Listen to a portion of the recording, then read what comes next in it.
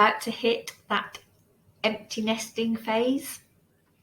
My name's Tracy Montgomery, and I'm here to talk about all things perimenopause, menopause, midlife, and everything that goes with it.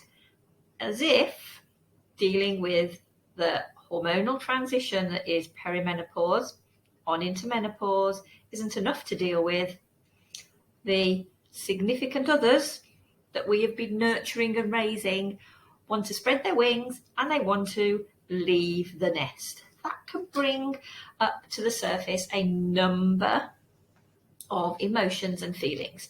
So what I would like you to do to start off with is think about what happened when you left home.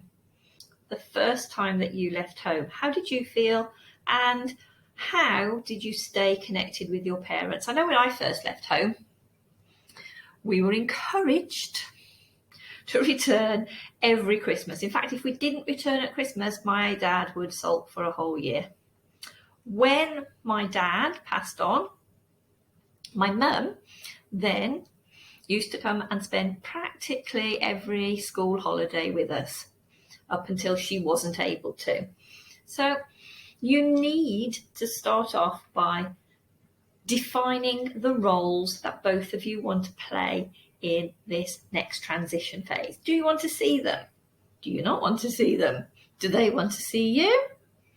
Make sure that you define the roles and the expectations. What you can think about is reinventing yourself and readdressing those forgotten hobbies, those forgotten bucket lists, things that you've put on hold, particularly if you've been a single parent. Single parents take on an awful lot and don't have the backup of another partner to bounce off on. So as a single person, you need to look after yourself a little bit more when it comes to this transitional phase. So let's break it down into 5 easy strategies that you can implement. So stay until I get to number 5 so that you can figure out and implement all of them. So number 1, acknowledge your grief. This is a change. This is a transitional phase. You're not going to have the same setup within your family as you did previously. So acknowledge your grief that this is a new stage in your life. 2, identify your roles. Do you want your children to check in with you every day? Do they want you to check in with them every day? Once a week, once a month? Do you want them to come round for dinner? Are you going to go on holidays together? Are you going to spend this Christmas together? Identify those roles. Will you be taking on care of the grandchildren? All of those sort of roles need to be discussed on a regular basis because communication is key during this phase and things can change really quickly. 3, you're not the same person you were before you had children. So what about reconnecting with that person? What about looking at what you used to do, your hobbies, your interests? They may have been put to one side because you've been a single parent and your sole focus has been raising your children. So your aspirations, your desires could have been parked somewhere for quite some time and they might just need readdressing. Say hello to the person that you were before, maybe in a different form, but look back at what used to invigorate you and what you used to feel passionate about. 4, find new challenges. So these can be new hobbies that you want to take up. Do you want to take on a different type of cooking?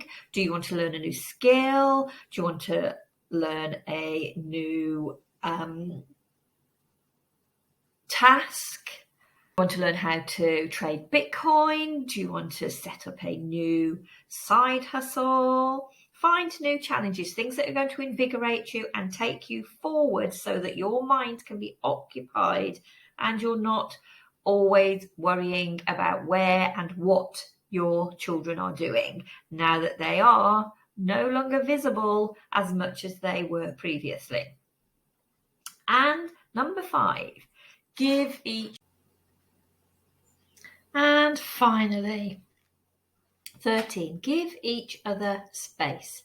It's time that you allow yourself and your children the time to evolve and to adapt to this new time that you have available to yourselves. So, just to run through all 5. Acknowledge your grief. It's a changing time. Acknowledge that. Allow yourself time to recover. Identify your roles to your children, your children's roles to you. Reconnect with yourself. Look back at the person you were before you had children, and maybe there are some things that you would now like to try once again. Find new challenges. And finally, make sure you give yourselves space. Don't overcrowd each other. Allow time for this transitional phase to run its course, and make sure you keep the communication dialogue open and continually changing. My name is Tracy Montgomery. I am here to help you through perimenopause, onto menopause and beyond. If you've enjoyed what you've heard today, drop a comment below, let me know your thoughts, and don't forget to subscribe